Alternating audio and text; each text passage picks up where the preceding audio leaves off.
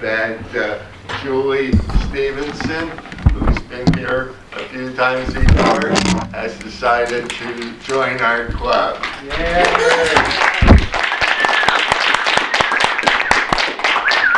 Welcome, Julie.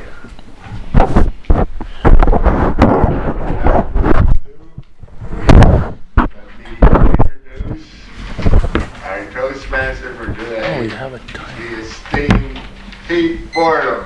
Yay, Pete.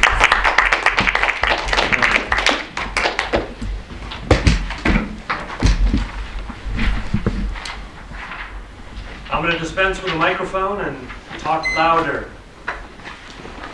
If we don't remember history, we're doomed to repeat it. I'm going to give you one example of history you need to remember. In 1921, there was an event called the Tulsa Race Riot. Has anyone ever heard of this? Wow, I'm impressed. After World War I, Tulsa, Oklahoma was a wealthy town fueled by oil money. Most of the 10,000 black residents lived in a neighborhood called Greenwood. In May 1921, a black teenager named Dick Rowland entered an elevator in an office building that had the only toilet available downtown for black people. The young white elevator operator, Sarah Page, supposedly screamed. Rowland fled and was arrested by police. The Tulsa Tribune reported that Rowland sexually assaulted Page. An angry white mob gathered outside the courthouse and demanded the sheriff release Rowland, but he wouldn't.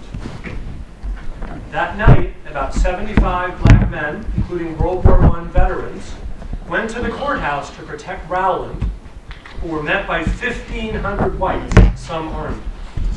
After shots were fired, chaos broke out, and the black citizens retreated to Greenwood, their segregated section of town. Over the next several hours, thousands of white weapons by to Greenwood. 1,300 houses were burned or looted. Also newspapers, schools, hospitals, churches, hotels, and stores. Sticks of dynamite were even dropped from planes. Firefighters arrived to put out fires and were forced to leave at gunpoint. 100 to 300 people died that day, and 8,000 became homeless. Some people were burned alive, and others were shot in the street.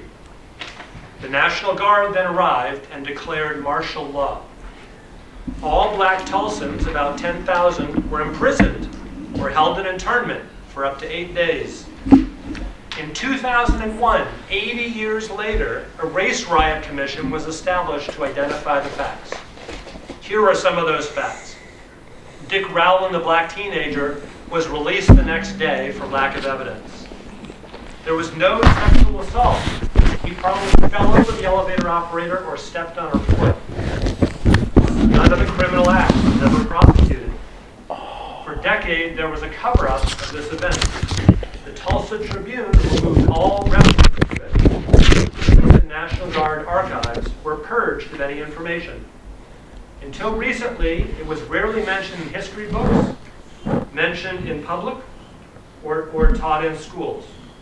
Many residents of Tulsa, born later, grew into their memory and never even knew it happened. There was no legal remedy in the courts for any of the victims. Most of the people killed were buried in mass, unmarked graves. It was designated a race riot, not a massacre, and you'll love this. So insurance companies wouldn't have to pay the victims for any homes or businesses that were destroyed. A bill on the Oklahoma State Senate requiring all high schools teach about it failed to pass in 2012. Survivors filed a civil rights lawsuit against Tulsa and the state of Oklahoma in 2003 seeking compensation due to the government's involvement in the massacre. The U.S. Supreme Court dismissed the lawsuit without comment in 2005. We need to remember this history so it doesn't happen. I never heard of this until I read an obituary over the weekend for a 103-year-old woman who was 5 at the time, and she was one of the remaining victims. And they poured oil on her doll when she was 5 years old and burned her. We can't let this happen. We need to remember our history. So, with that, let me move on to not history, but the future, and on to our president's message. Rob.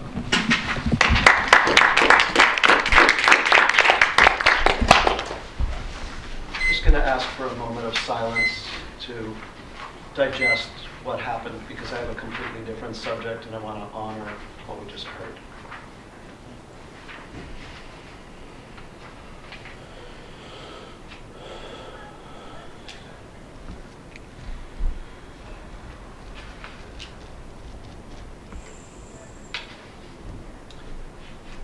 Thank you. Good afternoon. I'm glad to see you. I'm glad you're here.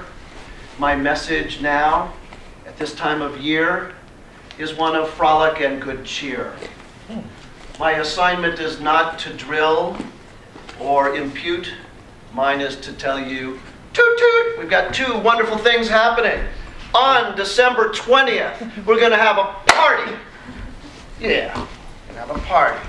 Is that right, Mr. Eisenberg? I believe it is. Yeah, you better believe it is. I said you better believe it is. Is it the 20th? No, It's the 20th. it's before Christmas. Everybody raise your pen in your hand, now put it down on a piece of paper and write down December 20th, Thursday. Write that down.